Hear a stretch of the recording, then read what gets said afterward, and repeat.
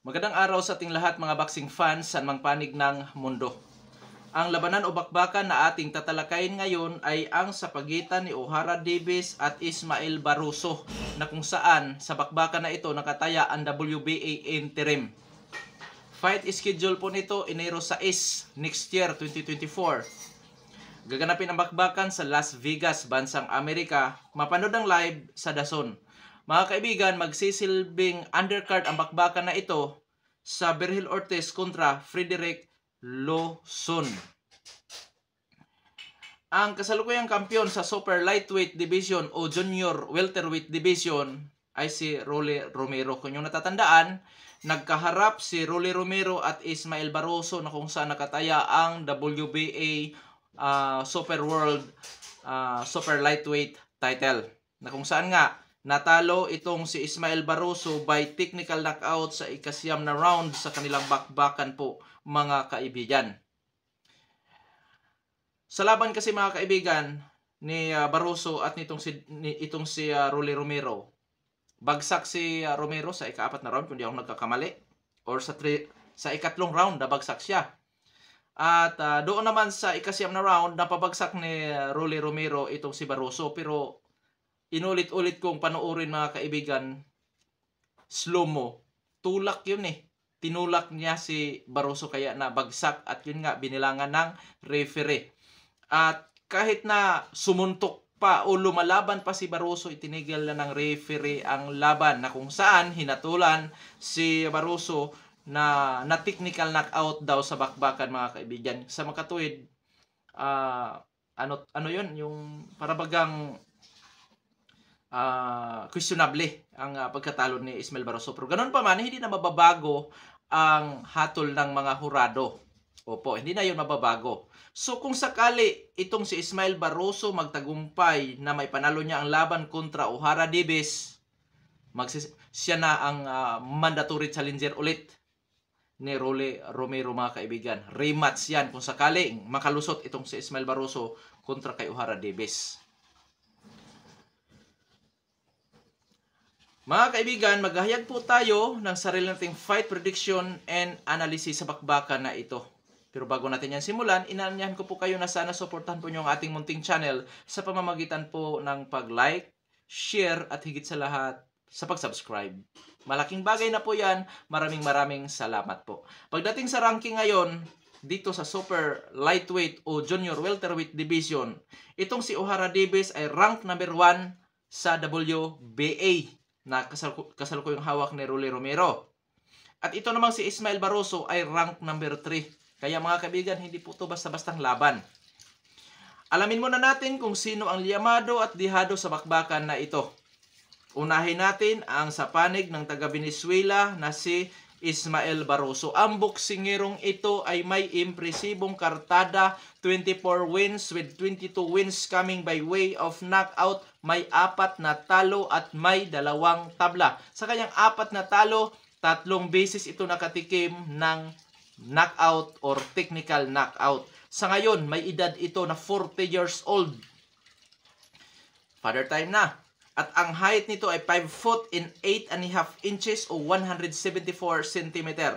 Reach 69 inches o 175 cm. South po ang kanyang stance, knockout ratio 91.67%. Huling lumaban po ito mga kaibigan nitong taon lamang. Nakalaban nito si Rolando Romero na kung saan nga natalo by technical knockout sa ikasyam na round itong si Ismael Barroso. Pagdating sa eksperyensya ng boksingerong ito mga kaibigan, minsan noong 2016 naging world title challenger ito sa WBA na hawak ni Anthony Crolla. At nitong 2023 challenger ulit siya. Pareho sila ni Rolly Romero dahil bakanting titulo ang kanilang pinaglalabanan na kung saan natalo ulit itong si Ismael Barroso by technical knockout mga kaibigan. Skills nitong si Barroso: pressure fighter, defensive style, willing sa brulan o tututo na bakbakan. Ang pinakamatinding suntok nito ay ang jab straight po mga kaibigan. Jab sa kanan, straight sa kaliwa, yun ang pinakadelikadong suntok nito mga kaibigan. Kung saan nga, nabiktima dyan si Rolly Romero. Epektibo ang kanyang galawan sa long range, mid range po mga kaibigan.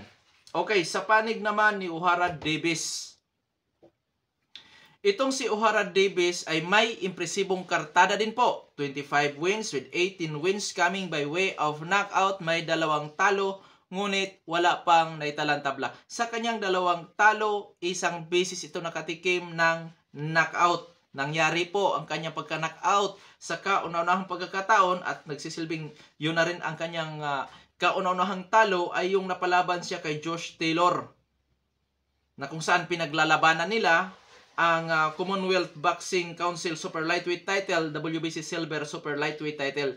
Ibig sabihin, ano pa lang si Josh Taylor noon mga kaibigan, future world champion pa po lamang. Na kung saan, natalo sa kunang pagkakataon by technical knockout sa ikapitong round sa kanilang bakbakan itong si Ohara Davies. Siya po ang nagpatikim ng talo, si Josh Taylor dito.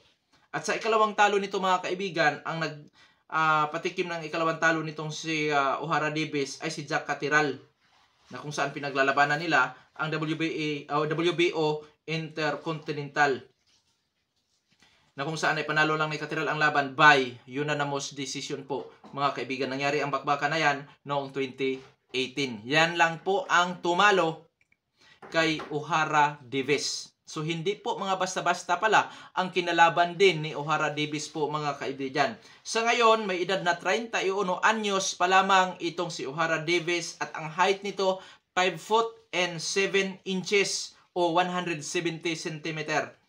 Reach 71 inches o 180 cm. Orthodox naman ang kanyang stance na may knockout ratio 72%. So mataas din ang kanyang knockout ratio. So yung karanasan nito mga kaibigan, yun nga po yung napalaban siya kay Josh Taylor at Jack Catterall. Huling lumaban, Marso 4, taong kasalukuyan, Lewis Ritson ang kanyang nakalaban, na kung saan naipanalo ni Ohara Davies ang kanyang laban kay Ritson by 9th round knockout. Scheduled 12 rounds po mga kaibigan. Skills, mga kaibigan, masasabi kong technical fighter itong si Ohara Davies. Pressure fighter style, pero hindi basta-basta pumapasok, pinapanatili ang kanyang distansya sa kanyang makakalaban. Ang ginagamit lang nito ay mga jab, straight po mga kaibigan, kung saan epektibo yan sa long range. Defensive style, may counter-punching ability. Taglay nito ang husay sa puntusan, may husay pagdating sa opinsa, maging sa dipinsa po mga kaibigan. At kapansin-pansin na napakataas din po ng kanyang knockout ratio. Kahinaan ni Ohara Davies, close range na suntukan po mga kaibigan. At medyo mahina din siya pagka agresibo ang kanyang makakalaban. At isa pa, sa napapansin ko sa kanyang mga kaibigan, hirap to sa close range na suntukan po mga kaibigan. Kaya doon siya epektibo sa long range at mid range po na bakbakan mga kaibigan. So dito kung inyong napapansin, 31 anyo si Ohara Davies, 40 anyo si Ismael Barroso. So comparison tayo. Pagdating sa edad, nasa prime pa itong si Ohara Davies, samantalang si Ismael Barroso 40 years old na nasa kanyang father time. Pero ganun pa man, sa kanyang huling performance kontra Rolly Romero, na kung saan mas higit na bata yon ikumpara dito kay Ohara Davies, aba mga kaibigan, kaya pang makipagsabayan nitong si Ismael Barroso. Nasa magandang kondisyon pa rin po ang boksingirong ito. Pagdating sa height and reach advantage, mas matangkad ng 1.5 inches itong si Ismael Barroso. 5'8.5", 5'7" lang si Ohara Davies. Pagdating naman sa reach o pahabaan ng kanilang mga kamay o galamay mga kaibigan, mas mahaba ang galamay ni Ohara Davies. So bawi dahil mas mahaba ang mga galamay nitong si Ohara Davies. Orthodox kontra southpaw. Pagdating naman sa knockout ratio, 91.67% ang knockout ratio ni Ismael Barroso. Samantalang si Ohara Davies ay mayroong 72%. Mga kaibigan, parehong knockout artist, parehong may mga matataas na knockout ratio, parehong power puncher ang dalawang maglalaban po mga kaibigan. Ngayon, pagdating sa skills, sa tingin ko lamang si Ohara Davies, hand speed, timing at accuracy, at yung kanyang pagka-technical fighter. Dahil itong si Ismael Barroso, pressure fighter style ito, defensive style, which is yung kanyang backpedal, willing sa brulan o tututo na bakbakan.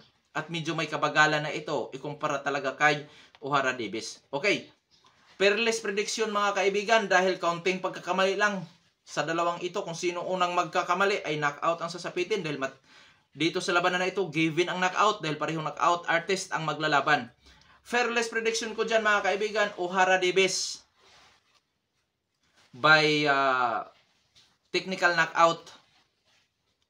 Mga anong round? Siguro mga kaibigan, doon na yan sa mga later rounds. At kung mauwi sa puntusan, sa tingin ko din, mas nakakalamang si Ohara Davies dahil isa siyang technical fighter.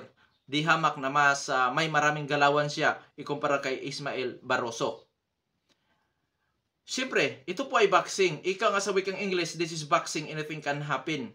At ang ating prediction ay peerless prediction pa. So dito mga kaibigan, dahil peerless prediction ang aking pahayag, ibig sabihin lang noon mga kaibigan, matinding kalaban si Ismael Barroso.